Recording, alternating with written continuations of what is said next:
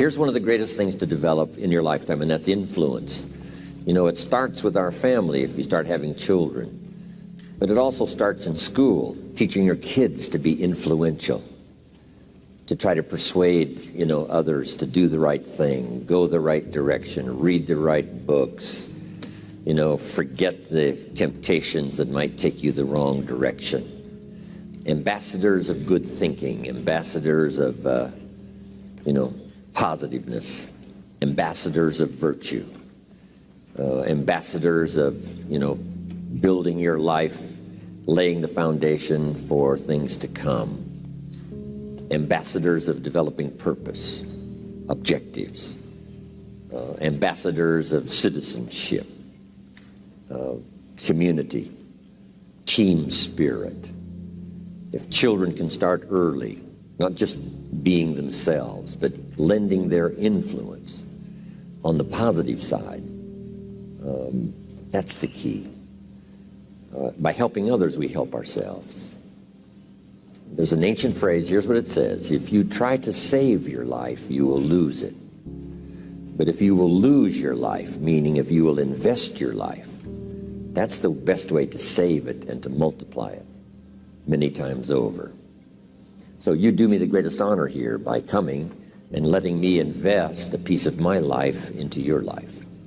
So here's the phrase: investing life into life has the potential of creating miracles. Investing life into life.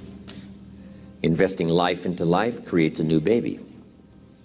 But investing life into life with ideas, information, association, influence can create enterprise, can create a corporation, can create a business, can create a movement, can create something that benefits many more people than just those few that might have invested in each other's lives. So this is the grand opportunity for me. It's why I'm here, really, to make another investment. And I do it gladly. And yes, you know, air travel is a little difficult, and you know, by the time you stand in line and pack your bags and check into the hotel and check out, traveling around the world is really hard work. For me, lecturing is easy. I call it work so that I get paid, you know. So, but this is the easy part. Really, traveling is the difficult part.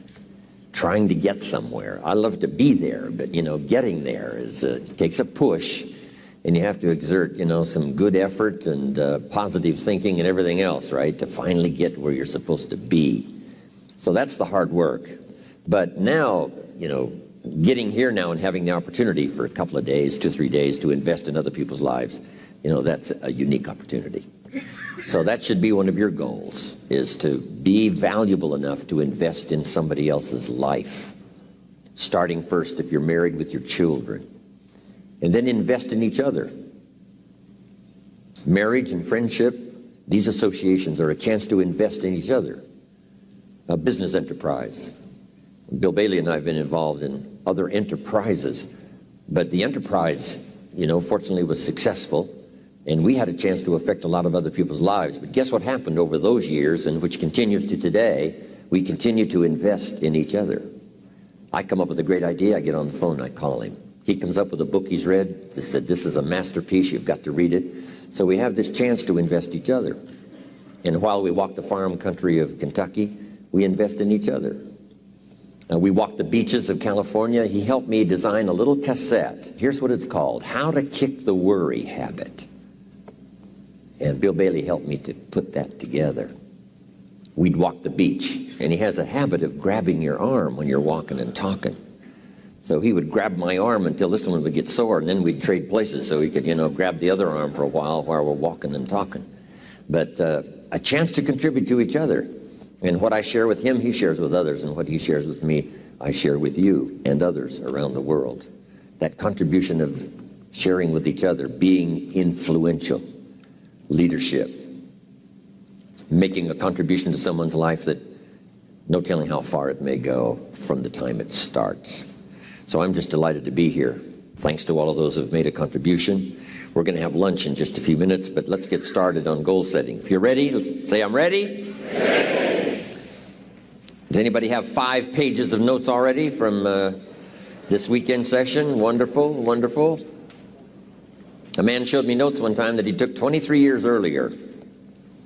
And he said, Mr. Rohn, I took these notes 23 years ago. Now I want you to sign them.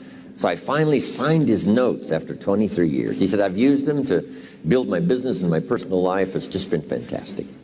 And he said, when I took these notes, I was 18 years old. Incredible. So make this note now. You never know who's in the audience. He was 18 years old, just a teenager. We shouldn't say just a teenager. Right? He was a teenager. So you don't know who's out there that's going to make an impact on the world, that's going to do extraordinary things. So here's what you must always do. Always be sincere and always do your best, no matter who you talk to, because you just don't know. All those years ago, in my audience in Orange County was young Tony Robbins, 17 years old, just a teenager. And he went to work for me the next day and joined one of my offices and worked for me 3.5 years. And finally, at about age 20, he ran one of my offices, helping to promote my seminars back there. Incredible, 17. So the man who had me sign his notes was 18. About the same time I met Tony, I was doing a seminar in Los Angeles, and in my audience was a young man, 19 years old. His name was Mark Hughes. And Mark Hughes started an incredible company called Herbalife. But these were teenagers now. Mark Hughes, 19, Tony Robbins, 17, the man whose notes I signed, 18. So it's incredible. You just don't know who's there ready or when the timing is right. And I've just hoped that this weekend was the right time for you. So it's a chance to never be the same again after this weekend, only by choice. You know, by choice you can still go do the same old things.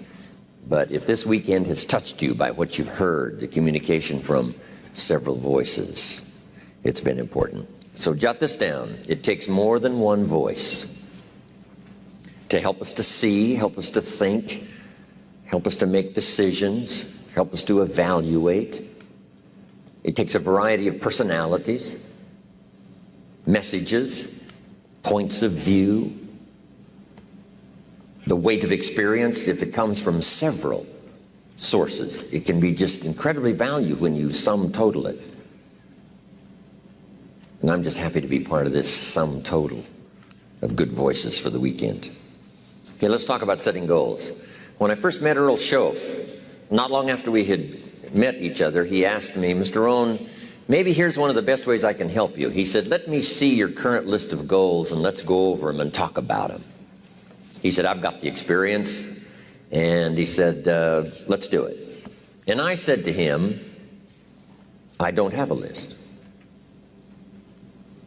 He said, wow, you don't have a list of your goals? I said, no. He said, well, if you don't have a list of your goals, he said, I can guess your bank balance within a few $100s, which he did. And I thought, isn't that something? Then I said to him, you mean if I had a list of goals, it would change my bank balance? He said, drastically. So that got my attention.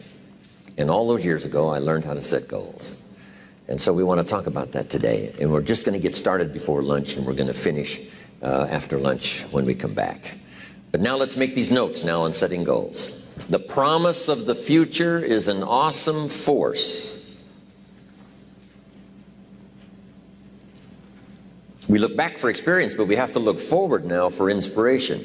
And what gives us inspiration to get up in the morning and do our job, learn skills, develop all that we can possibly be, is the promise of the future. And it can be so powerful that it can overwhelm any adversary you might have, any difficulties you might have.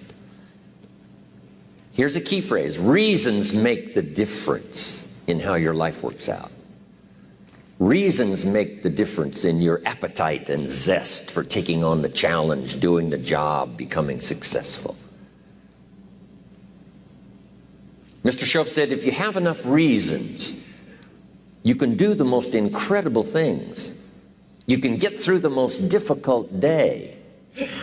You can overcome the most unbelievable challenges if you have enough reasons. And so he said to me, If you haven't got a list of your goals, Mr. Rohn, it's probably because you don't have enough reasons. He said, I'm sure since I've met you, you have enough intelligence. And he said, you have enough good health.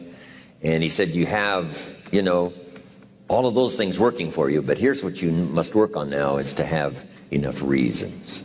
Looking into the future, developing reasons. Okay. So now make these notes. We're primarily affected by 5 things. Number 1 is the environment, the political environment, the social environment, the physical environment.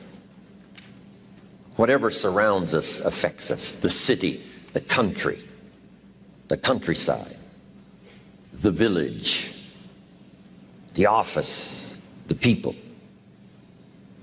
We're constantly affected and shaped by our reaction and decision making. A lot of it depends on the environment. And for the physical environment, we all need to pay attention to that. Make every contribution you can.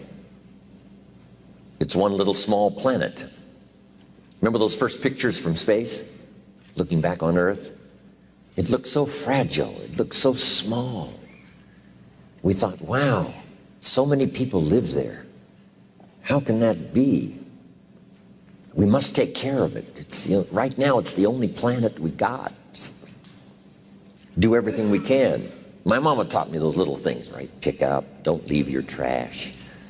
A little thing like, I remember I got a toothpick once at the cafe, and I took the little cellophane off the toothpick and I just dropped it on the floor. Mama said, no, you wouldn't do that at home. I thought, wow. She said, just put it in your pocket. And then when you get home, you put it in the trash. And somebody said, well, what difference does that make? The little cellophane on the toothpick. Here's what makes the difference, the habit. And the habit makes the difference primarily for you. Now, yes, it makes a contribution, and a little small contribution by not leaving trash. But here's what it does mostly. Give you the incredible feeling of self-worth because you have good habits. That's the deal. The habit of turning out the lights when you're finished with your hotel room. You leave the hotel room, turn out the lights. It just makes a small contribution, but what if everybody did it? I'm telling you, the energy requirements would be less. You say, well, the hotel gets the benefit. Hey, it doesn't matter to you who gets the benefit. Guess what's the greatest benefit? Being a person of unique habits. Habits that not only, make you perform as far as skills are concerned, but habits that make you feel good about yourself. And then sometimes we get the question, why do it? And I got the best answer to that. Why not do it? If it's so easy to do, why not do all the easy things that make a contribution? And who knows what the total contribution could be if we all did it. But even if everybody doesn't, if you do it, and if I do it, it just makes us better human beings. It makes us feel better about ourselves. And if I know you do it, it makes me feel better about you. And if you know I do it, I think it makes you feel better about me. Say, wow, this man was taught some good things when he was growing up. I did a little television series not long ago, and here was the title of the talk, Things My Mother Taught Me. It was kind of interesting. My mother taught me, always eat before you go to the banquet, so you won't appear hungry when you get there. And then you can do which is most important, and that's to socialize. So rather than go to the banquet to make up for, a meal you haven't had, and eating everything in sight, not having any time to socialize and mingle with the people, Mama said, always eat before you go to the banquet. Wow, that's really good advice. Little things she taught me. Mama said what? Sit up straight? The reason she said that is because she had a vision of me sitting up straight, shoulders back, chin down, look up, look everyone in the eye, good posture, feel good about yourself, other people feel good about you. Our parents' vision of who they wanted us to be gave us those little tips. Who was it wrote the book, Everything I Needed to Know I Learned in Kindergarten? Thank you. Please. Some countries of the world show unique respect. When I go to Mexico, I love to go to Mexico because they don't just say, hello, Jim Rohn. They say, hello, Mr. Jim Rohn.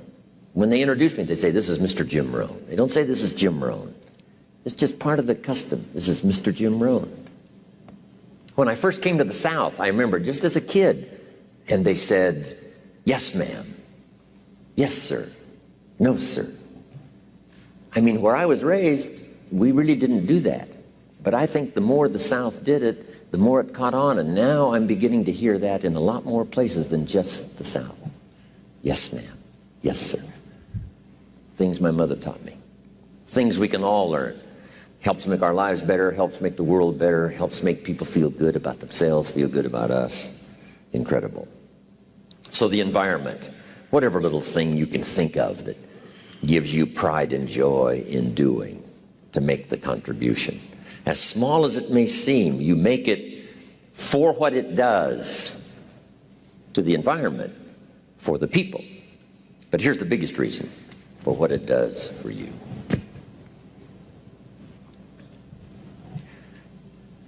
I want to be the best I can possibly be at delivering the message of good words. So we keep working on our skills to be the best we possibly can. Now let me get back now to setting goals. First, we're affected by the environment. Next, we're affected by events. Some events affect us all. Some affect the world regionally, nationally, or by the state or by the community. But some events affect us all. How many of you go back to the Cuban Missile Crisis? How many of you go back that far? Go ahead, admit it. This is okay. You're among friends here. Okay, quite a few of you. The Cuban Missile Crisis, that was an event that affected the whole world. It was unbelievable. U.S. government finally wakes up one day and finds out that Khrushchev's got his missiles on the way to Cuba, and the sites are already prepared. So Kennedy calls Khrushchev and says, Nikita, you cannot put your missiles in Cuba. And John Kennedy hadn't been president very long, so this was a unique occasion for the young president. Nikita Khrushchev says, young Kennedy, this is Nikita Khrushchev. I'm from Russia, and I promise you, sir, we will put our missiles wherever we please.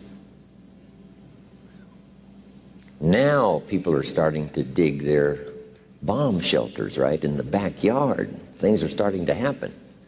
Next call. John Kennedy calls, Mr. Chairman, Mr. Khrushchev, you cannot put your missiles 90 miles from Florida. That's impossible. Mr. Khrushchev says, well, young president, I must inform you, the ships are already on the way. Wow. Now we're getting nervous. Next call. John Kennedy calls Mr. Khrushchev and says, Mr. Chairman, I promise you, sir, this is such a serious matter, we will not let your ships arrive. Whoa. Khrushchev calls Kennedy, said, Mr. Kennedy, you must think this over, because if you mess with our ships and stop them on the way, it means war. Last call. Kennedy says, Mr. Khrushchev, I must assure you, sir, and this is for your sober consideration, if it is war, Russia will cease to exist. There won't be any more Russia. Last call.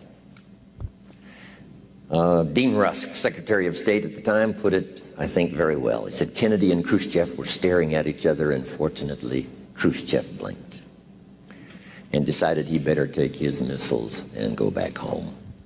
And so ended the missile crisis. But it was tense times. I mean, we were having exercises we went through in school, right? Getting under the desk and hiding somewhere. Those were tough times. So some events affect us all.